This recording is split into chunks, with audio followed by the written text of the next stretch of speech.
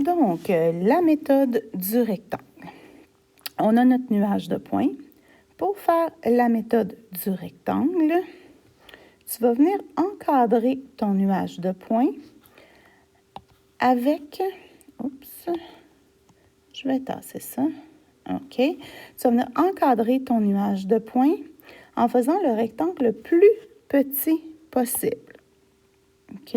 Autour du nuage de points. Donc, le rectangle le plus petit possible. OK? Et tu vas venir mesurer les côtés du rectangle. Moi, j'en ai déjà fait un. Tu vas comprendre qu'ici, avec la règle, c'était très compliqué à faire. Donc, je suis venue encadrer mon nuage de points en le faisant le plus petit possible. Donc, je prends le point qui sont les plus loin, je viens passer dessus. Si je n'avais eu un vraiment perdu, là, mettons ici, j'en aurais pas tenu compte.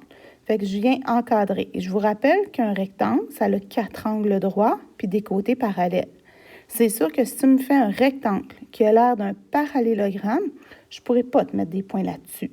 Donc, si tu as une équerre qui fait les angles droits, ça va être vraiment beaucoup plus facile. Sinon, si tu as juste une règle, ben tu viens faire tes angles le plus droit possible. Je veux voir des beaux rectangles. Ensuite, on vient placer une droite qui va passer, qui va être le plus représentative possible, qui va passer par la majorité des points, c'est-à-dire plus par le centre. Donc, si je viens faire ma droite, ici, un instant... Donc, je la passe par la majorité des points, disons par le centre de mon rectangle, le plus possible. Donc, je vais venir faire une droite qui va le représenter, donc c'est approximatif. Et là, ce que tu vas faire, c'est que tu vas mesurer la longueur de ton rectangle. Donc, ici, si je mesure ma longueur, je vais arriver à 5,3 cm. Et la largeur, je vais arriver à 1,5 cm. Et là, la formule pour trouver le coefficient de corrélation, R, c'est notre symbole. Tu vas décider si c'est positif ou négatif selon l'inclinaison de ta droite. Donc, ici, ce serait positif. Et pour trouver le R, tu vas utiliser la formule suivante. Donc, 1 moins la mesure du petit côté divisé par la mesure du grand côté. Et voilà. Donc, si je prends mon exemple,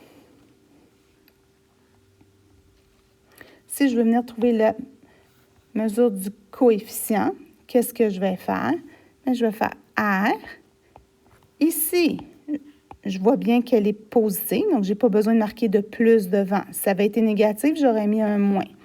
Donc, plus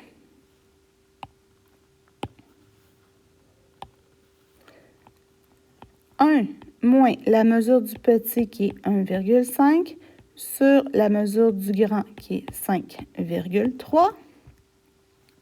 Je vais arriver, si je fais ce calcul-là, que la mesure de mon coefficient, c'est 0,717 ou approximativement, si on garde 2 chiffres après la virgule, 0,72. Et là, si tu te réfères au tableau de la page précédente qu'on a fait, vu que c'est autour de 0,75, tu peux venir conclure que ta corrélation, elle est moyenne et positive. Et voilà, c'est comme ça qu'on trouve le coefficient de corrélation linéaire. Ah, tu peux dire, viens le marquer ici, là. Tableau, page 14. C'est avec ça que je peux venir dire que c'est moyen. Donc, et voilà, à toi de faire tes exercices maintenant.